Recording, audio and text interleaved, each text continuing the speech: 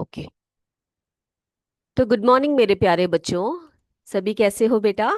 सभी को विद्या शक्ति के इस क्लास में, विज्ञान के क्लास में सबका स्वागत करती हूँ।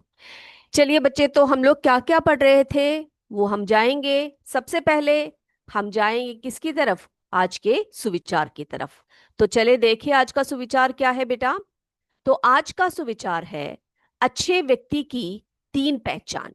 जो अच्छे व्यक्ति होते हैं, जो भले इंसान होते हैं, उनकी तीन पहचान होती है। आप जानना चाहते हैं वो क्या क्या है? सबसे पहला तो उसमें नम्रता होती है, विनय होता है। ठीक है। तो जो अच्छे व्यक्ति होते हैं, जो भले इंसान होते हैं, अच्छे इंसान होते हैं, उनकी सबसे पहली पहचान होती है कि वो सभी से विनम्रता के साथ व्यवहार करते हैं या नम्रता के साथ व्यवहार करते हैं। दूसरा पहचान क्या है? दूसरी पहचान क्या है बेटा? उसकी वाणी में मिठास होता है। वाणी में मिठास का मतलब ये नहीं कि आप कोयल जैसे बोलो, ऐसा नहीं बेटा। वाणी में मिठास यानी कि आप किसी से भी कठोर शब्द ना बोलो। ठीक है। ऐसी बातें ना बोलो जिससे कि दूसरों के मन में ठेस लगे, दूसरों के मन को दुख लगे। तो जितना हो सके आप अपनी वाणी में मिठास लाइए, क्योंकि यह एक अच्छे व्यक्ति की पहचान है। और तीसरा क्या है? उसके चेहरे पर आत्मविश्वास का रंग होता है। तो तीसरा जो पहचान बताई है वो बताई है कि जो भी इंसान अच्छा हो, भला हो, क्योंकि उसके मन में एक आत्मविश्वास होता है कि मैं जो भी कार्य करूंगा वो अच्छे मन से करूंगा, सही ढंग से करूंगा, किसी को ठेस नहीं पहुंचाऊंगा, सबसे विनम्रता से या नम्रता से व्यवहार करूंगा। तो ऐसा सब सोचने वाले एक व्यक्ति के मन में आत्मविश्वास अपने आप आ जाता है बेटा। तो बेटा, आप अपने आप को पहचानिए, अपने आप को भी इन तीन गुणों से क्या कीजिए, परिचित करवाइए। मुझे पता है ज्यादातर बच्चे, जितने भी मेरे बच्चे देख रहे हैं क्लास को, उन सब में ये गुण है कि नहीं? ओके, सभी जरा टेस्ट करके देखिए कि आप में ये गुण है या नहीं है। कौन कौन से गुण बताए मैंने? नम्रता या विनम्रता का होना, वाणी में मिठास होना, चेहरे पर आत्मविश्वास का रंग होना। ठीक है। तो ये तीनों जो पहचान है वो एक भले व्यक्ति की है, अच्छे व्यक्ति की है। तो बेटा, आप सभी भी अच्छे व्यक्ति बनने का प्रयास कीजिए, भले व्यक्ति बनने का प्रयास कीजिए। तो इसी शुभ शुभ विचार के साथ आज की क्लास को हम स्टार्ट कर लेते हैं। तो बेटा, हम लोगों ने फिजिकल चेंजेस या भौतिक परिवर्तन के बारे में बहुत कुछ पढ़ लिया। रासायनिक परिवर्तन के बारे में हम लोग बात कर रहे थे, है कि नहीं? किसके बारे में बात कर रहे थे हम लोग? रासायनिक परिवर्तन, है ना? तो रासायनिक परिवर्तनों की जब हमने बात की तो बहुत सारे एग्जाम्पल्स भी आपको बताए। तो एक बार झट से हम लोग देख लेते हैं कि हमने पिछले क्लास में क्या क्या पढ़ा था। देखे हम लोग? चलिए बच्चे देखते हैं। तो हमने आपको बताया था कि रासायनिक परिवर्तन क्या है। तो उसको हम क्या कहते हैं बेटा? रासायनिक अभिक्रिया भी कहते हैं। अब इसे क्यों कहते हैं रासायनिक अभिक्रिया, ये भी जरा देख लेते हैं, झट से रिकैप कर लेते हैं। तो रासायनिक परिवर्तन के फलस्वरूप क्या होता है? तत्व एवं यौगिकों के द्वारा नए पदार्थ बनते हैं। उसका गुण जो है प्रारंभिक अवस्था से भिन्न होती है। जो पहला पदार्थ होता है वो हमें बाद में नहीं मिलता है, उसका गुण जो है वो, उसकी जो अवस्थाएं हैं वो भिन्न हो जाती हैं। ठीक है। रासायनिक परिवर्तन के बाद पदार्थ को क्या कहा जाता है बेटा? उत्पाद कहा जाता है या प्रोडक्ट कहा जाता है? क्या कहा जाता है? प्रोडक्ट या उत्पाद कहा जाता है ना? फिर क्या बताया था आपको कि दो या दो से अधिक पदार्थ जब मिल जाते हैं तो उत्पाद का निर्माण होता है, एक नया उत्पाद बनता है। फिर आपको बताया था इस प्रकार के परिवर्तन में या फिर इस प्रकार के परिवर्तन के दौरान भाग लेने वाले जो पदार्थ होते हैं उनको हम कहते हैं, क्या कहते हैं बेटा? अभिकारक कहते हैं, है ना? क्या कहते हैं उसको? अभिकारक, रिएक्टेंट्स। या फिर उसको क्या कहते हैं? प्रतिकारक कहते हैं। अभिकारक या प्रतिकारक कहा जाता है किसको? रिएक्टेंट्स को, है ना? ओके। उसके बाद रासायनिक परिवर्तन को हम रासायनिक अभिक्रिया भी कहते हैं। रासायनिक परिवर्तन यानी कि केमिकल चेंजेस को हम केमिकल रिएक्शंस भी कहते हैं। और क्या बताया था आपको, रासायनिक अभिक्रिया जो है वास्तविक रूप में घटित होती है, तो इन्हें हम कैसे निरूपित करते हैं बेटा, सांकेतिक रूप में। जैसे कि वाटर है तो H2O, हाइड्रोजन है तो H, ऑक्सीजन है तो O, है ना। तो इस प्रकार से सांकेतिक रूप में, सिंबॉलिक रूप में उसको निरूपित करते हैं। तो और इसी को हम रासायनिक समीकरण कहते हैं, केमिकल इक्वेशन कहते हैं। है कि नहीं? इतनी बातें याद आ गई आप सबको? ओके बच्चे, तो इतनी बातें अगर याद आ गई है तो फिर हम बात करते हैं किसकी। हमने जो एग्जाम्पल आपको बताया था, जंग की बात कही थी हमने। किसकी बात कही थी हमने? जंग की बात कही थी, है ना। तो ये जंग क्या होता है, ये भी जरा देख लेते हैं। क्या बताया था मैंने आपको जंग के बारे में? Rusting of iron. ये एक बहुत अच्छा एग्जाम्पल है किसका? केमिकल रिएक्शन का, केमिकल चेंजेस का। तो इसमें क्या कहा था आपसे, जो लोहा है ऑक्सीजन के संपर्क में जब आता है तो जंग लग जाता है। हवा या ऑक्सीजन की अनुपस्थिति में लोहे पर जंग नहीं लगता है ना। फिर क्या कहा था आपसे, एग्जाम्पल्स के तौर में क्या बताया था? लोहे के चाकू, हथौड़े, पेचकस या अन्य जो औजार होते हैं जो लोहे के बने होते हैं, किसी नमी वाले स्थान पर अगर हम कुछ दिनों के लिए रख देते हैं तो इन चीजों पर, सॉरी, कत्थे या कत्थे या ब्राउन कलर के की जो रंग की जो है एक परत सी जम जाती है, उसी को हम रस्ट कहते हैं या क्या कहते हैं? यस, जंग कहते हैं। तो बेटा जंग वास्तव में क्या है? लोहे का एक ऑक्साइड है, लोहे का ऑक्साइड है, जिसे हम रासायनिक सूत्र इसमें दिखाते हैं Fe2O3 के रूप में दिखाते हैं। और पेंट करने से लोहे के पदार्थ की जो ऊपरी भाग है वो छुप जाता है, वो वायु के सीधे संपर्क में नहीं आता है, तो उसमें जंग नहीं लगता। तो बेटा पेंटिंग करना एक बहुत ही अच्छा तरीका है क्या करने का? लोहे की जो वस्तुएं होती है, जो टूल्स होते हैं, उनको जंग लगने से बचा के रखना। तो इसीलिए पेंट करने से हम लोहे के उस पदार्थ को जंग लगने से बचा सकते हैं, ठीक है। अब बेटा पेंट के अलावा एक और प्रोसेस है जिसकी सहायता से हम क्या कर सकते हैं बेटा, जिसकी सहायता से हम लोहे को किससे बचा सकते हैं? जी हाँ, जंग लगने से बचा सकते हैं। वो कौन सा है देखकर आते हैं हम लोग जरा, वो कौन सा प्रोसेस है? पेंटिंग तो एक हो गया, अब दूसरा प्रोसेस जो बता रहे हैं वो है गैल्वनाइजेशन। क्या है बच्चे? गैल्वनाइजेशन, ठीक है। तो गैल्वनाइजेशन क्या है? क्या है ये गैल्वेनाइजेशन? पेंटिंग तो आपको पता है कि पेंट करना होता है, ये गैल्वेनाइजेशन क्या होता है? तो बच्चे गैल्वेनाइजेशन यानी कि जिसको हम गैल्वनीकरण भी कहते हैं, ओके, गैल्वेनाइजेशन को गैल्वनीकरण भी कहते हैं। ये क्या होता है? ये एक ऐसी प्रक्रिया होती है जिसमें लोहे या स्टील पर, ठीक है, लोहे या स्टील पर जिंक की परत चढ़ाई जाती है, उसके ऊपर एक कोटिंग की जाती है जिंक की, ठीक है। और इससे क्या होता है? यह परत जो है धातु को हवा और नमी के संपर्क में आने से बचाती है, जिससे जंग लगना रोका जा सकता है। जिससे क्या हो सकता है? जंग लगना रोका जा सकता है। तो दो दो आपको मैंने उदाहरण सहित बताए कि दो क्या चीजें करनी चाहिए जिससे कि हम क्या कर सकते हैं, रस्टिंग से चीजों को, हमारी जो आयरन से बनी हुई चीजें हैं उनको हम बचा सकते हैं। क्या क्या बताया बेटा? एक तो पेंटिंग बताई आपको, है ना। क्या बताया? जंग लगने से रोकने से, प्रिवेंशन ऑफ रस्टिंग, उसको प्रिवेंट करने के लिए, रस्टिंग को प्रिवेंट करने के लिए एक तो पेंटिंग कर सकते हैं हम लोग, और दूसरा क्या कर सकते हैं? गैल्वनाइजेशन, ठीक है। ये दोनों तरीके हैं जिससे कि हम जो है रस्टिंग से चीजों को बचा सकते हैं, जंग लगने से चीजों को बचा सकते हैं। ओके बच्चे, तो बेटा आपको मैं बता दूं कि ये जो जंग लगने की जो प्रक्रिया होती है उसमें क्या होता है, क्या परिवर्तन होता है, ठीक है, उसमें क्या रासायनिक परिवर्तन होता है। जंग लगना,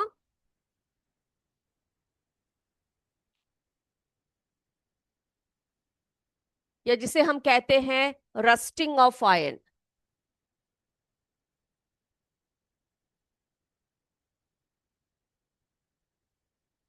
इसमें क्या क्या परिवर्तन होते हैं, क्या क्या रासायनिक परिवर्तन होते हैं।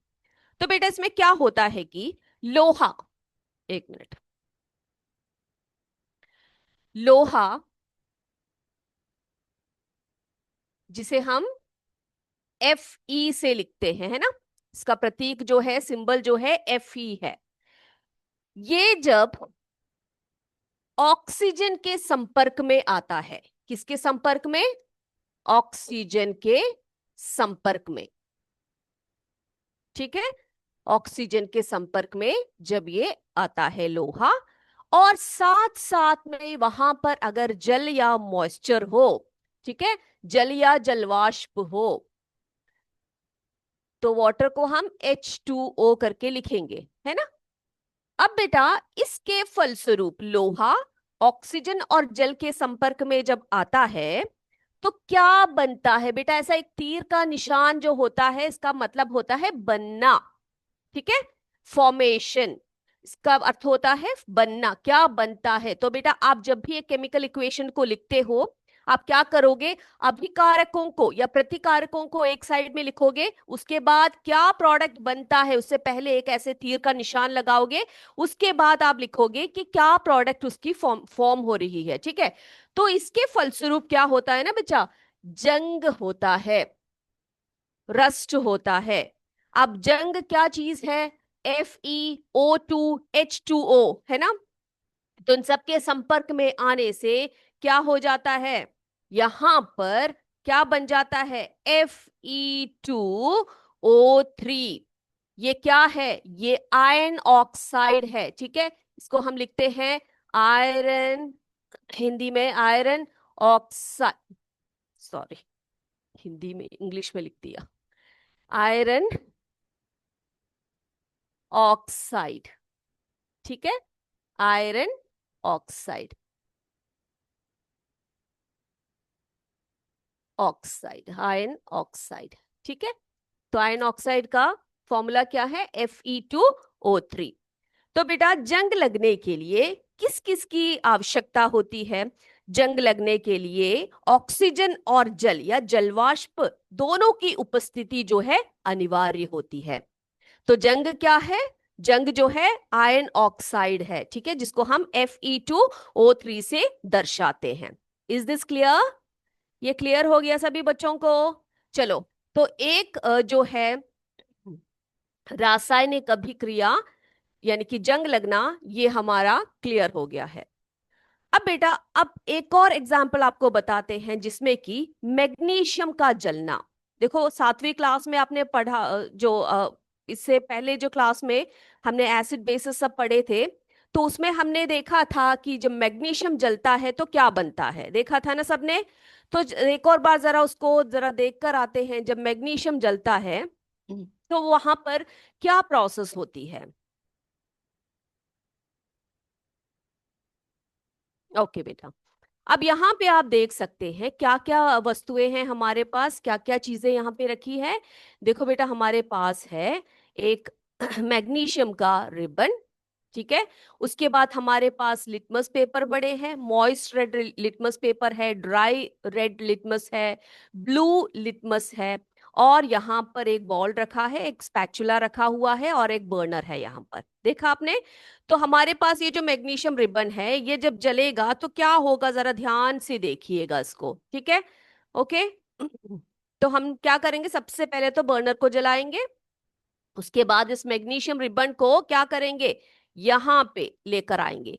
आप देख सकते हो जब मैग्नीशियम रिबन जला तो उसमें बहुत ज्यादा प्रकाश और बहुत ज्यादा धुआं सब निकला है वहां पर, है ना, प्रकाश भी निकला है, धुआं भी निकला है। तो आप मुझे बता सकते हो वो किस प्रकार की प्रक्रिया है, क्या वो रासायनिक है या फिर वो भौतिक प्रक्रिया है। जी हाँ, वो रासायनिक प्रक्रिया है ना। और बेटा उसके एशेस बने, ठीक है। अब जब एशेस बना है उसको हम कहते हैं, वो क्या क्या बना है, ऑक्सीजन के प्रेजेंस में जला है वो, तो वो क्या बन गया, मैग्नीशियम क्या बन गया, मैग्नीशियम ऑक्साइड बन गया, है ना। तो प्रेजेंस ऑफ ऑक्सीजन में जब मैग्नीशियम जलता है तो वो क्या बन जाता है, मैग्नीशियम ऑक्साइड बन जाता है, क्लियर। अब बेटा उसका जो भस्म यानी कि जिसके एशेस होते हैं, अगर हम उसको मॉइस्ट रेड लिटमस पेपर में डालते हैं, यानी कि गीले लिटमस पेपर में डालते हैं, तो आप देख सकते हो क्या हुआ वहां पर। जो लाल लिटमस पेपर था वो नीले रंग में बदल गया। देखा आप सबने? तो कब बदलता है ये लाल लिटमस पेपर नीले रंग में, कोई बता सकता है मुझे? हमने एसिड बेसिस और सॉल्ट्स की जो लेसन्स पढ़े थे, है ना, उसमें बताया था आपको, जो लाल लिटमस पेपर है वो नीले में तभी बदलता है जब कोई वस्तु क्षारीय स्वभाव का हो या बेसिक हो, है ना। तो हमने देखा यहाँ पर मैग्नीशियम ऑक्साइड जो है, जो बना, वो कैसा है? वो क्षार है ना। देख लिया सबने? ओके। अब इसके पीछे क्या क्या रिएक्शंस हुए, जरा हम लोग क्या करते हैं देख लेते हैं। चलिए बेटा उसको देखते हैं। मैग्नीशियम का जलना, अगला जो एग्जाम्पल है वो है मैग्नीशियम का जलना।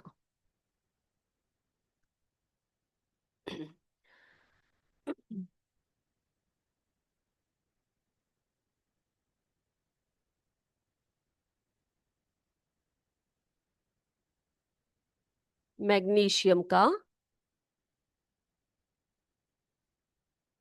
जलना, ठीक है। अब यहां पर क्या क्या रासायनिक परिवर्तन हुए हैं जरा देख लेते हैं। तो बेटा यहां पर जब मैग्नीशियम, है ना, मैग्नीशियम को हम कैसे रिप्रेजेंट करते हैं, कैसे उसका सिंबॉलिक फॉर्म में लिखते हैं? मैग्नीशियम को हम क्या लिखते हैं? Mg करके लिखते हैं, ठीक है। जब ऑक्सीजन के प्रेजेंस में, ऑक्सीजन की उपस्थिति में, ऑक्सीजन O2, ठीक है, ऑक्सीजन के प्रेजेंस में जब वो जलता है तो क्या बनता है बेटा? मैग्नीशियम ऑक्साइड बनता है। मैग्नीशियम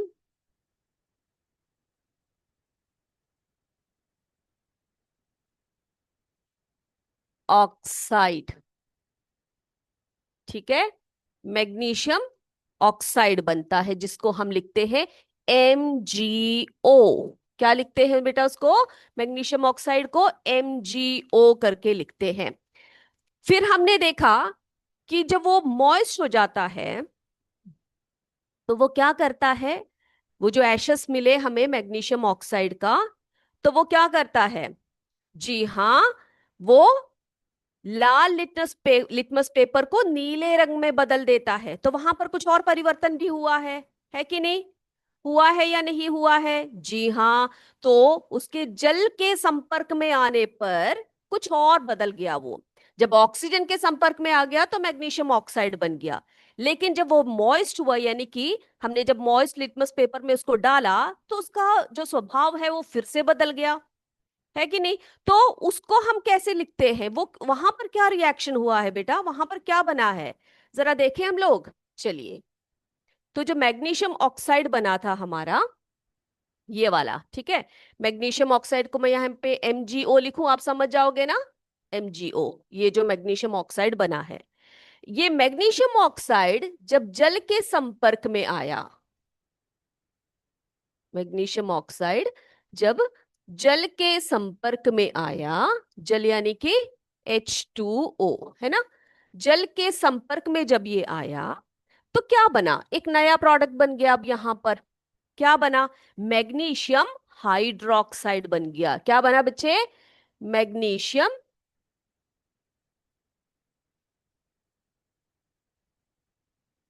मैग्नीशियम हाइड्रोक्साइड, ठीक है।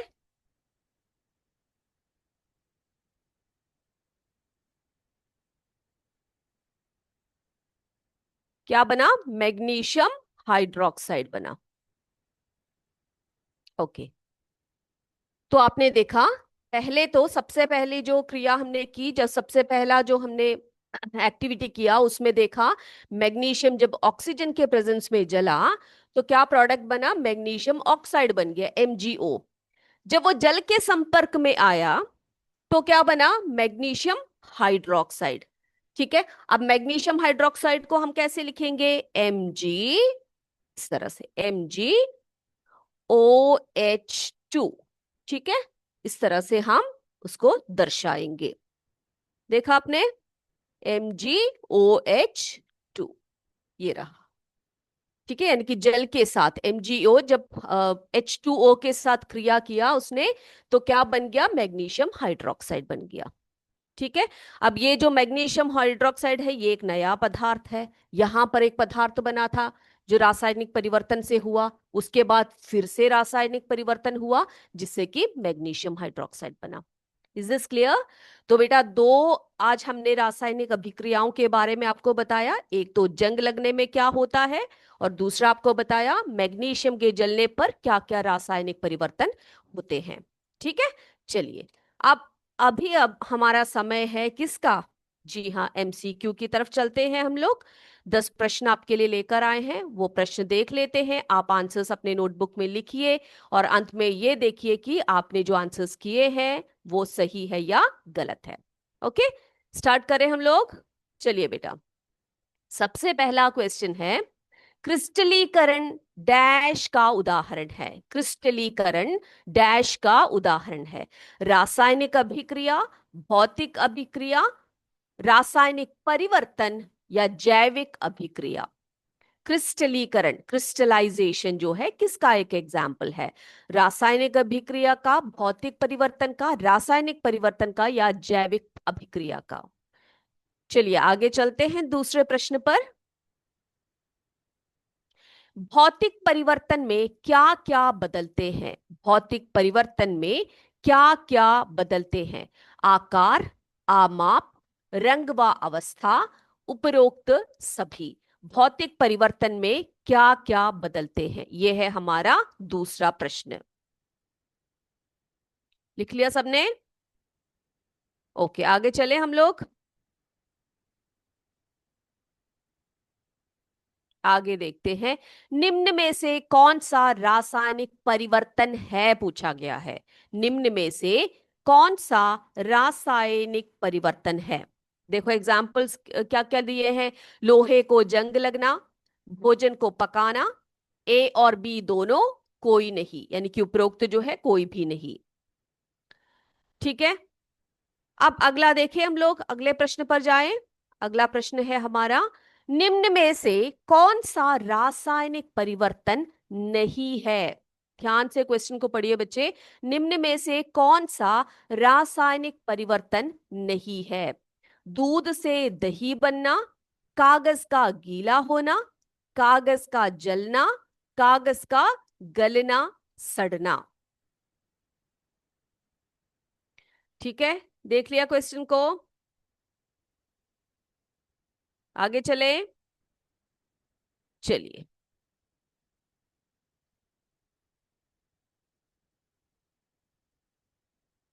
लोहे को जंग लगने से कौन सी ऋतु, जगने सॉरी, लोहे को जंग लगने के लिए कौन सी ऋतु को, यानी कि कौन सा सीजन जो है वो उपयुक्त होता है?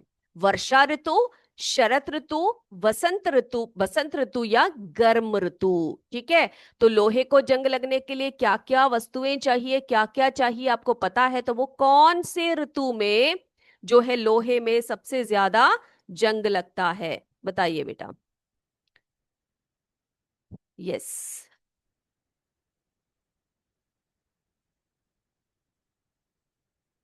अगला है, भौतिक परिवर्तन में क्या क्या होता है, यानी कि फिजिकल चेंजेस में क्या क्या होता है? नया पदार्थ बनता है, पदार्थ की रासायनिक संरचना बदलती है, पदार्थ का रूप बदलता है, पदार्थ का रंग बदलता है। भौतिक परिवर्तन में क्या होता है? नया पदार्थ बनता है, या रासायनिक संरचना में बदलाव आता है, या पदार्थ का रूप बदलता है, या पदार्थ का रंग बदलता है। अगला, निम्नलिखित में से कौन सा उत्क्रमणीय परिवर्तन है? निम्नलिखित में से कौन सा उत्क्रमणीय परिवर्तन है? लकड़ी का जलना, पानी का जमना, लोहे में जंग लगना, फल का पकना। निम्नलिखित में से कौन सा उत्क्रमणीय परिवर्तन है?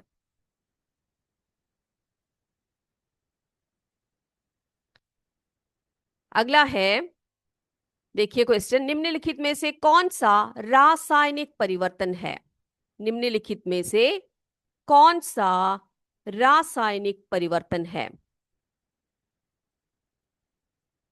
यस, कागज का फटना, मोमबत्ती का, सॉरी, कागज का फटना, पानी का उबलना, मोमबत्ती का जलना, चीनी का पानी में घुलना। ठीक है, चलिए आगे देखें हम लोग। यस, तो ये 10वां प्रश्न हमारे पास, निम्नलिखित में से कौन सा परिवर्तन ध्वनि के साथ होता है? निम्नलिखित में से कौन सा परिवर्तन ध्वनि के साथ होता है? प्रकाश संश्लेषण, जिसे हम फोटोसिंथेसिस कहते हैं, भोजन का खराब होना, अग्निकार्यों का विस्फोट, इसमें से कोई नहीं। निम्नलिखित में से कौन सा परिवर्तन जो है ध्वनि के साथ होता है? देखिए जो उदाहरण दिए, सॉरी, जो ऑप्शंस दिए हैं वो क्या क्या है, देख लिया सबने? ओके, अब ये हमारे 10 क्वेश्चंस हो गए हैं बेटा। अब हम बढ़ते हैं हमारी आंसर्स की तरफ। देख लेते हैं कि आपने कौन कौन से आंसर्स इसमें से सही चुने हैं। देखें, सबसे पहला प्रश्न है, क्रिस्टलीकरण डैश का उदाहरण है? रासायनिक अभिक्रिया, भौतिक परिवर्तन, रासायनिक परिवर्तन या जैविक अभिक्रिया। तो बेटा हमें पता है क्रिस्टलीकरण क्या होता है, वो एक फिजिकल चेंज है, या जिसे हम कहते हैं रासायनिक, सॉरी, फिजिकल चेंज कहते हैं। ठीक है, भौतिक परिवर्तन। तो क्रिस्टलीकरण क्या है, उसके बाद फिर से वो जो है वो क्या बन जाता है, एक आपको बताया था मैंने, सॉल्ट में, सॉल्ट को हमने घोल दिया, उसके बाद उसको हमने क्या कर दिया, इवापोरेट कर दिया, जला दिया, आग लगा दी उसके नीचे, वो क्रिस्टल बन गए, वो फिर से वही चीज बन गई है ना। तो वो एक क्या है, भौतिक परिवर्तन का उदाहरण है। भौतिक परिवर्तन में क्या क्या बदलते हैं? आकार, आमाप, रंग व अवस्था, उपरोक्त सभी। तो यहां पर हम लिखेंगे उपरोक्त सभी, है ना। उपरोक्त सभी जो है परिवर्तन जो है भौतिक परिवर्तन में आते हैं। अगला है, निम्न में से कौन सा रासायनिक परिवर्तन है? निम्न में से कौन सा रासायनिक परिवर्तन है?